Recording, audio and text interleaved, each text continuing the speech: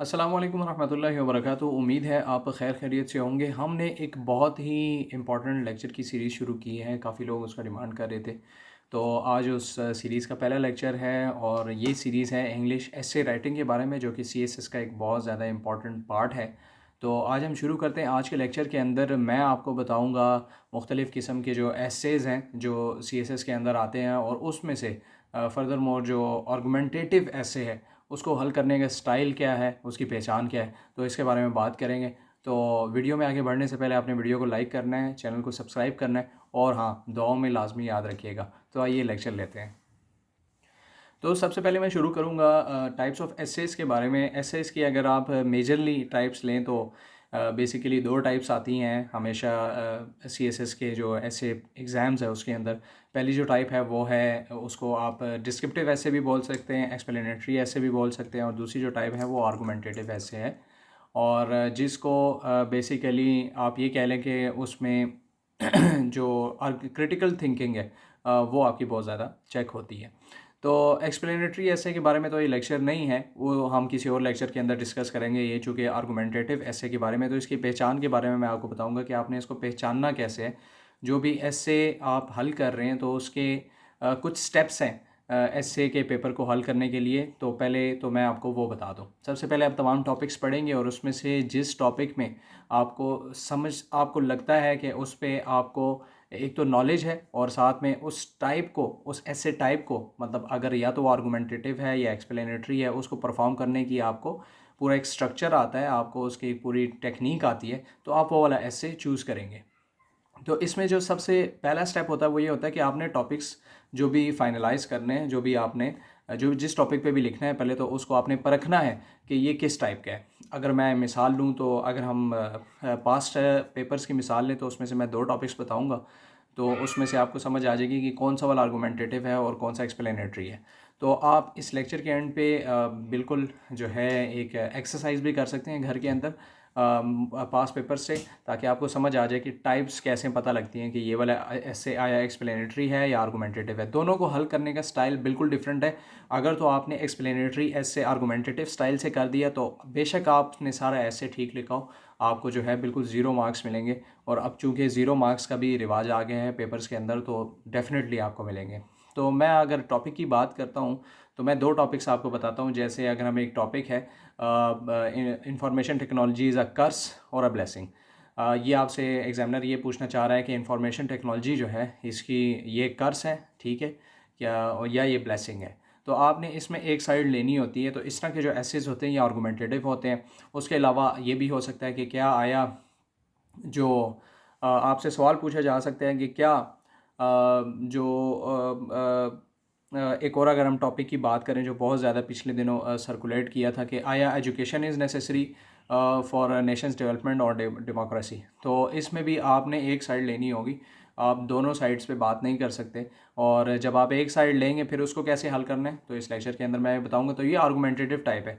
और explanatory type की अगर मैं बात करूं तो अगर मोस्ट प्रॉब्ली अगर कोई टॉपिक आता है इस तरह का कि economic economic effects of global, एक अगर मैं एक टॉपिक का नाम लेता हूँ, मैं इसको अपनी तरफ से एक टॉपिक बना रहा हूँ जो कि मोस्ट प्रॉब्ली इस 2021 का एग्ज़ाम होने वाला है उसमें एक्सपेक्टेड है, कि ग्लोबल इफ़ेक्ट्स और local effects, global economic effects and local economic effects of Covid, ठीक है, ऑफ कोविड-19 या जो भी कह लें। तो ये एक एक्सप्लेनेटरी टॉपिक है। इसमें आपने ग्लोबल इकोनॉमिक इफ़ेक्ट्स की भी बात करेंगे, ठीक है, और उसके अलावा लोकल इकोनॉमिक इफ़ेक्ट्स की भी बात करेंगे जो कि कोविड की वजह से आपकी इस दुनिया के अंदर आई हैं। तो ये एक एक्सप्लेनेटरी टॉपिक है। एक्सप्लेनेटरी टॉपिक के ऊपर मैं पूरा एक कंप्लीट लेक्चर बताऊंगा। उसके ऊपर मैं बताऊंगा कि उसकी आउटलाइन कैसे करनी है, उसका आपने जो है वो पैराग्राफ्स की सेटिंग कैसे करनी है, कौन सा पैराग्राफ आपने पहले रखना है, कौन सा वाला बाद में रखना है।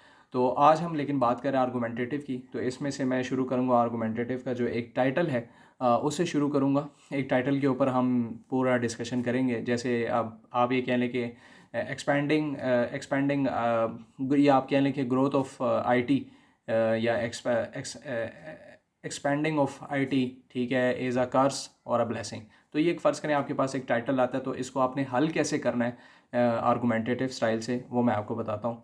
इसमें होगा ये कि बेसिकली जब भी आप कोई आर्गूमेंटेटिव ऐसे हल करते हैं तो इसमें सिर्फ आपने अपने पॉइंट को सिर्फ प्रूव नहीं करना होता, बल्कि आपने जो मुखालिफ ओपोनेंट पॉइंट ऑफ व्यू है उसको भी डिस्कस करना होता है, और आखिर में आपने एक लॉजिकल जो है रैशनल रीज़न देकर अपने पॉइंट को वैलिड करार देना होता है।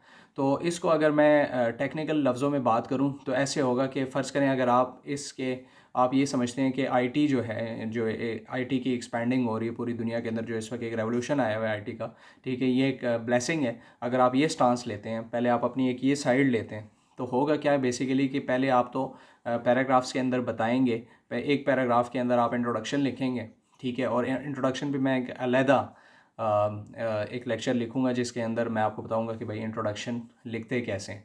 उसके बाद आप ओवरव्यू देंगे, ठीक है। ये जनरल पैराग्राफ्स होते हैं, ये चाहे एक्सप्लेनेटरी हो या इंट्रोडक्शन हो, उसके अंदर दोनों में ये पैराग्राफ्स आते हैं।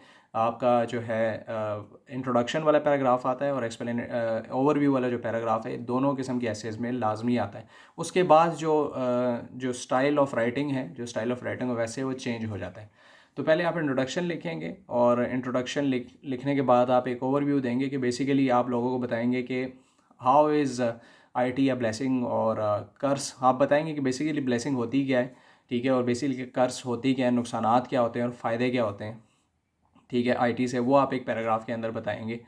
और बेसिकली ब्लेसिंग और कर्स कहते हैं किसको है, ठीक है। उसके बाद आप ये बताएंगे पूरे ऐसे के अंदर, आप सबसे पहला पॉइंट ये लिखेंगे, आप अपना जो कह सकते हैं कि थीसिस बताएंगे कि जनाब, हम अगर मिसाल लेते हैं, एक एग्जांपल लेते हैं हम, कि जी आईटी की वजह से आपकी कम्युनिकेशन बहुत ज़्यादा फास्ट हो जाती है। आपका अगर ये आर्गूमेंट है, पहला पैराग्राफ है जो कि आपने लिखना है, तो आप एक पैराग्राफ में लिखेंगे कि आईटी जो है it helps in communication, it helps in fast communication, ठीक है। आईटी जो है वो कम्युनिकेशन अच्छी करी है, जिसकी वजह से इकोनॉमिकली जो है कंट्रीज़ वो ग्रो कर रही हैं। आप एक पैराग्राफ इस पे लिखते हैं। फिर उसके बाद अगला पैराग्राफ आप लिखेंगे कि चूँकि कम्युनिकेशन फास्ट है तो उस वजह से क्राइम्स भी बढ़ रहे हैं। तो आपने पहले पैराग्राफ में थीसिस लिखा, अपना पॉइंट ऑफ व्यू लिखा, और दूसरे पैराग्राफ के अंदर अब आप जो लिखेंगे वो लिखेंगे ओपोनेंट्स पॉइंट ऑफ व्यू, और वो आपने उसी तरह सपोर्ट करना है और उसी तरह आपने उस पैराग्राफ में बात करनी है जैसे आपने अपने थीसिस के पैराग्राफ में बात की थी। मतलब पैराग्राफ को आपने स्टार्ट करना है टाइटल के साथ, और अगली लाइन के अंदर आपने सपोर्टिंग लाइन लिखनी है, और उसके बाद आपने एग्जाम्पल, फैक्ट या किसी भी तरीके से आपने अपने जो आर्गूमेंट है उसको आपने सपोर्ट करना है, और उसके बाद कंक्लूडिंग लाइन लिख के आपने पैराग्राफ को बंद कर देना, जो कि 100 या 120 वर्ड से ज़्यादा नहीं होना चाहिए। उसके बाद नेक्स्ट पैराग्राफ जो आप लिखेंगे वो होगा basically opinion point of view. इसमें मैं अगर मिसाल लूँ तो आप कहेंगे कि आईटी जो है उसकी तेज़ कम्युनिकेशन की वजह से क्राइम्स भी बहुत ज़्यादा बढ़ गए और बहुत इजी हो गए हैं, ठीक है, टेररिज्म बहुत ज़्यादा बढ़ गया, आप इजीली जो है कम्युनिकेट कर सकते हैं। और ये फैक्ट हमारे सामने भी आया है, जब भी आप देखते हैं कि कोई टेररिस्ट हमने हमला रोकना होता है या कहीं डर होता है तो अमूमन ऐसा होता है कि सिग्नल्स वहाँ पे बंद हो जाते हैं। तो ये एक जो है कर्स है हमारे पास, जो एक्सपेंडिंग टेक्नोलॉजी है, एक्सपेंडिंग आईटी है। तो आपने ओपोनेंट पॉइंट ऑफ व्यू भी दे दिया एक पैराग्राफ में, अपना point of view first paragraph में दिया जिसको थीसिस बोलते हैं टेक्निकली, और फिर आपने एंटी थीसिस दिया, ओपोनेंट पॉइंट ऑफ व्यू को एंटी थीसिस बोलते हैं। और फिर आपने उसके बाद थर्ड पैराग्राफ जो लिखना है, ये पैराग्राफ 100 वर्ड्स या 120 से ज़्यादा नहीं होने चाहिए। थर्ड पैराग्राफ जो आप लिखेंगे वो होगा सिंथेसिस का।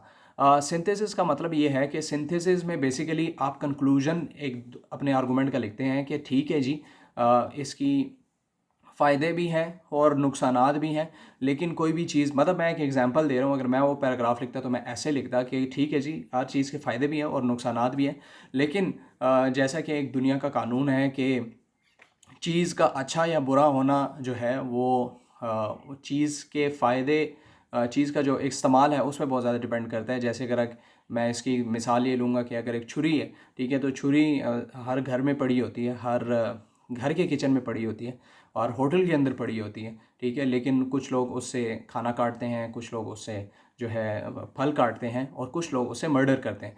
तो इसका मतलब ये नहीं कि छुरी गलत है, इसका मतलब है कि उसके इस्तेमाल करने वाले जो हैं उनकी रेगुलेशन होनी चाहिए, और इसके साथ साथ उसके इस्तेमाल करने वाले जो हैं वो गलत या सही हो सकते हैं। तो इसमें हम आईटी को, ये एक्सपेंशन ऑफ जो आईटी है उसको हम उसको रीज़न नहीं करा दे सकते। तो यहाँ पे मैं अपना सिंथेसिस लिख देता। तो 3 पैराग्राफ आप लिखेंगे बेसिकली, थीसिस, एंटीथीसिस, सिंथेसिस। फिर उसके बाद आप नेक्स्ट आर्गूमेंट पे मूव कर लेंगे। ठीक है, उसमें भी आप इससे 3 पैराग्राफ्स लिखेंगे, फिर नेक्स्ट पे लिखेंगे, फिर नेक्स्ट पे जाएंगे। इस तरह आप अगर हिसाब लगा लें तो मैक्सिमम आप चूँकि एक ऐसे के अंदर 16 से 17 पैराग्राफ्स आपने लिखने होते हैं, तो अपनी जो बॉडी के पैराग्राफ्स हैं आपके 3 आपके आर्गूमेंट के हो गए, ठीक है, ये आपका एक अलग आर्गूमेंट हो गया, फिर एक अलग हो गया, ये अलग हो गया, तो आप हिसाब लगा लें 12 पैराग्राफ्स आपने अपने आर्गूमेंट के अंदर लिख सकते हैं। कम से कम मेरे ख्याल में 5 आर्गूमेंट्स लाजमी होने चाहिए आपके आर्गूमेंटेटिव ऐसे के अंदर, जिसके अंदर आप अगर आप मल्टीप्लाई करें तो आपके 15 पैराग्राफ्स यहीं पे बन जाते हैं। तो आप अगर इस स्टाइल से ऐसे लिखेंगे तो आप ज़रूर पास होंगे। और ये जो स्टाइल है ये मैं कोई अपनी तरफ से नहीं बता रहा, ये इसको बोलते हैं हाइगेलियन स्टाइल, ठीक है, आप इसको सर्च भी कर सकते हैं। ये एक प्रोफेशनल तरीका है जो है आर्गूमेंटेटिव ऐसे लिखने का। और जो आपका चेकर होता है, एग्जामिनर होता है, वो भी ऐसे ही जो है वो ऐसे आपका चेक करता है। इस स्टाइल को आप ऐसे भी चेंज कर सकते हैं कि आप जो आपके 5 थीसिस के जो पैराग्राफ्स हैं, जो आपके पॉइंट ऑफ व्यू है, वो आप पहले लिख लें। फिर इसी तरह आपके जो 5 एंटी थीसिस के पैराग्राफ्स हैं वो आप इसके बाद लिख लें। और ये आपके थीसिस हो गए, ये एंटी थीसिस के पैराग्राफ्स हो गए। और उसके बाद आपने क्या करना है कि सिंथेसिस के पैराग्राफ उसके आखिर में लिख लेने, ठीक है, 5 पैराग्राफ्स आपने फिर सिंथेसिस के लिख लेने। तो आप इस तरह भी चल सकते हैं। तो इससे वैसे इस तरीके से होगा कि एग्ज़ामिनर को पेपर हल करने में आसानी होगी और उसको आपकी बात बड़ी जल्दी समझ आ जाएगी।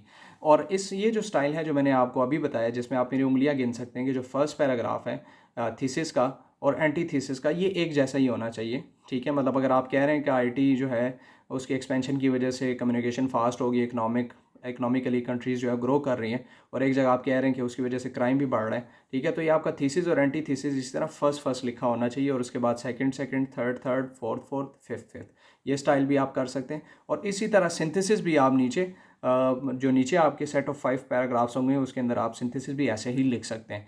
तो आर्गूमेंटेटिव जो ऐसे का स्टाइल है, ठीक है, वो आप इस तरह ही लेके चलते हैं, आखिर में आप कंक्लूड कर देते हैं, ठीक है, ऐसे को। और ये है कि आप चूँकि आपने अगर आप 4 आर्गूमेंटेटिव पॉइंट्स देते हैं अपने, तो आपके 12 पैराग्राफ्स हो जाते हैं। इंट्रोडक्शन का और ओवरव्यू मिला के आपके 14 पैराग्राफ्स हो जाते हैं। तो आप ये कर सकते हैं कि आप 5 आर्गूमेंट्स करें, ठीक है, तो आपके 15 पैराग्राफ ये हो जाएंगे, और इंट्रोडक्शन और कंक्लूजन और ओवरव्यू मिला के आपके 18 पैराग्राफ्स बन जाएंगे। अगर तो आप ये स्टाइल भी लेके चल सकते हैं।